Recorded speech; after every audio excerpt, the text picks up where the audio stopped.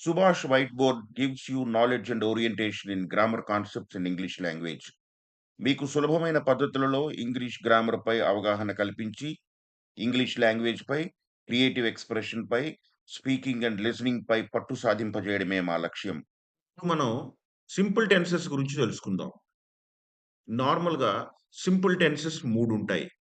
అవేంటంటే present simple, past simple, future simple. మొత్తం 3 simple టెన్స్‌లుంటాయి. ఈ సింపుల్ టెన్సెస్ రాయడానికి మనం ప్రిన్సిపాల్ వెర్బ్ ఫార్మ్స్‌ని వాడుకుంటాం.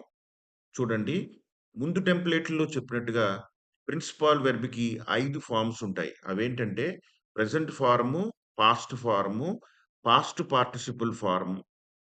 ఈ 3 కూడా కాంజుగేషన్‌లో ఉండే ఫార్మ్స్.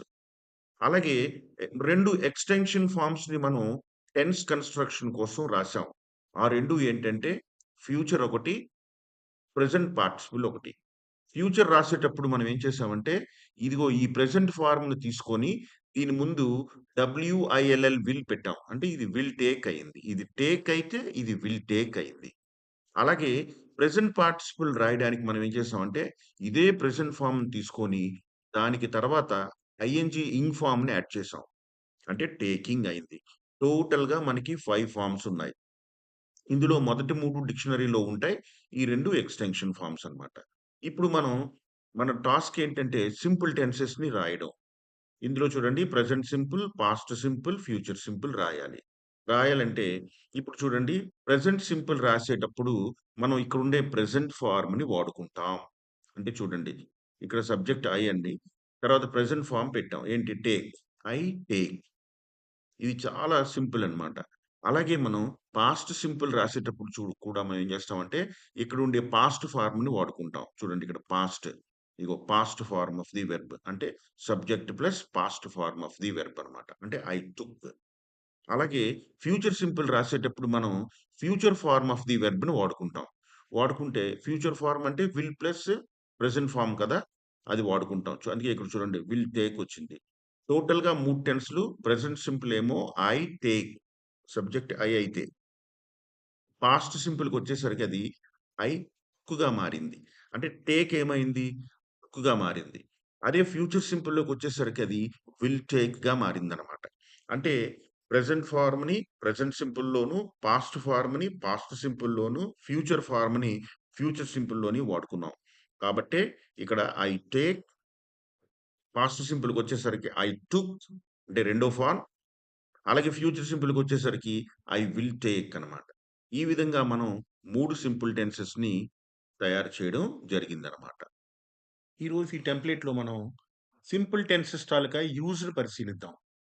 ఇక్కడ చూడండి, ఇది ప్రెజెంట్ సింపుల్ టెన్స్, ఇదేమో పాస్ట్ సింపుల్ టెన్స్, ఇది ఫ్యూచర్ సింపుల్ టెన్స్. 3 సింపుల్ టెన్స్‌లు మన ముందున్నాయి. ఈ ప్రెజెంట్ సింపుల్ టెన్స్ మనం హాబిచ్యువల్ యాక్షన్స్ రాయడానికి ఉపయోగిస్తాం.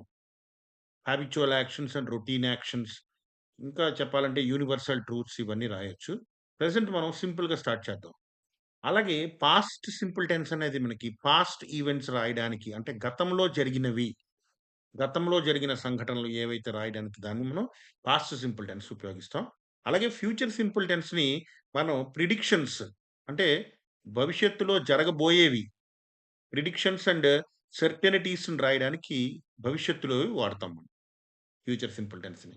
ఇక్కడ చూడండి, ఒక ఎగ్జాంపుల్ ద్వారా మీకు కొంత క్లారిటీ ఇస్తాను నేను. ఇక్కడ చూడండి, ఐ టేక్, ఇది ఏంటిదిది? వి1. I took, ఇదేంటిదిది? వి2. ఇక్కడ చూడండి, విల్ ప్లస్ వి1 మళ్ళీ.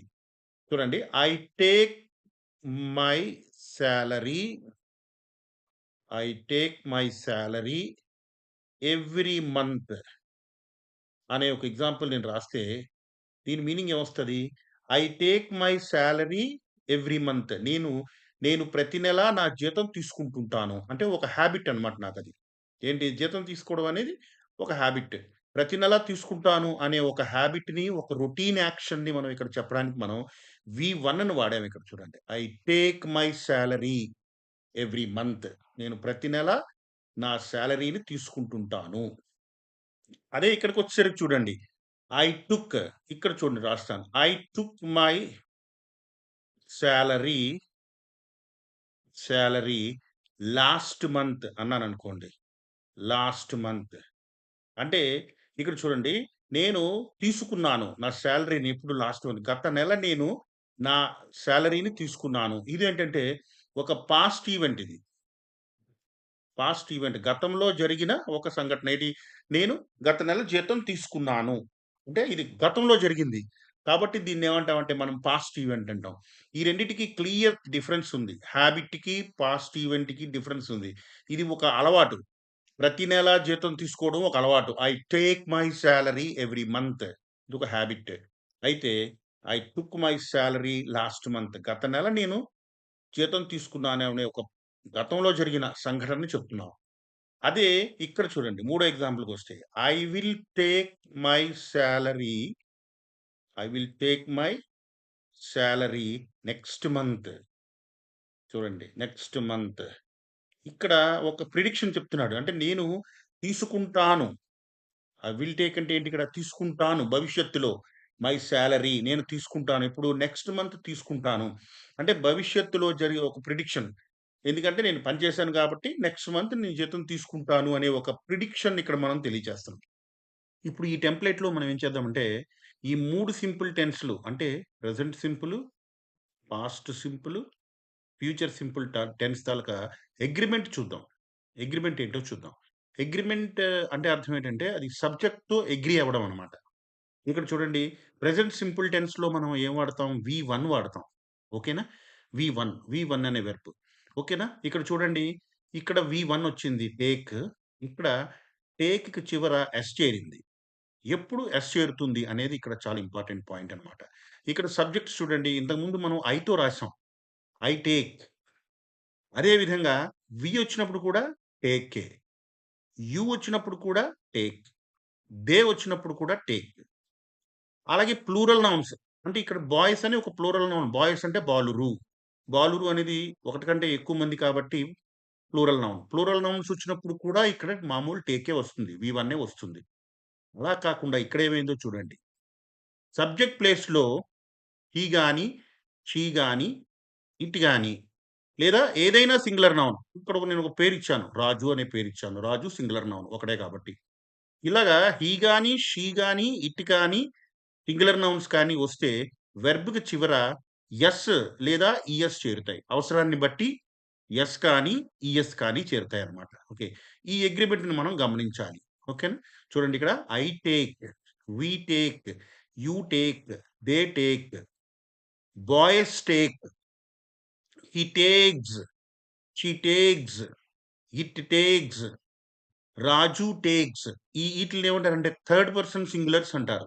ఈ list he, she, it and singular నౌన్స్‌ని థర్డ్ పర్సన్ సింగులర్ ప్రొనౌన్స్ అంటారు. అవొచ్చినప్పుడు మాత్రం వెర్బ్‌కి చివర ఇక్కడ మనకి ఎస్ చేరుతుంది అనే విషయాన్ని గమనించాలి. అదే విధంగా పాస్ట్ సింపుల్‌లో చూసినట్లయితే దీనికి ఎటువంటి అగ్రీమెంట్ ఉండదు. ఏ సబ్జెక్ట్ అయినా వస్తుంది. అంటే సబ్జెక్ట్ టైమ్‌లో వచ్చినప్పుడు వెర్బ్‌కి చివర ఎటువంటి ఇన్‌ఫ్లెక్షన్ జరగదు. ఎటువంటి మార్పు జరగదు. ఎటువంటి ఎడిషను జరగదు. అలాగే ఫ్యూచర్ సింపుల్‌లో కూడా చూడండి. ఇక్కడ ఎనీ సబ్జెక్ట్ ఏ సబ్జెక్ట్ వచ్చినా కూడా ఇక్కడ మాత్రం ఏమొస్తుంది? విల్ టేక్ మాత్రమే వస్తుంది. ఈ అగ్రీమెంట్‌ని పరిశీలిస్తూ ఇక్కడ కొన్ని ఎగ్జాంపుల్స్ ఉన్నాయి. వాటిని పరిశీలిద్దాం. చూడండి ఇక్కడ. ఇవి హాబిట్స్. ఇక్కడ ఇవ్వబడిన మీదనే ప్రెజెంట్ సింపుల్ ఎదురు పక్కన ఇవ్వబడినవి హాబిట్స్ చూడండి. I play cricket in the evening. I play ఇక్కడ ప్లే. ఐ వచ్చింది కాబట్టి వెర్బ్‌కి చివర ఎస్ చేరలేదు. I play cricket in the evening.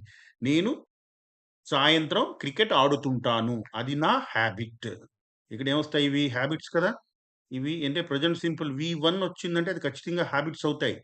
I play cricket in the evening. అలాగే షీ డ్రింక్స్ చూడండి. షీ వచ్చినప్పుడు ఏమైంది? డ్రింక్ అనే వెర్బ్. డ్రింక్ తాలూకా 3 ఫార్మ్స్ ఏంటి? Drink, drank, drunk. అందులో వి1 వచ్చిందిక్కడ. డ్రింక్ వచ్చింది. కానీ డ్రింక్‌కి చివర ఏం చేరింది?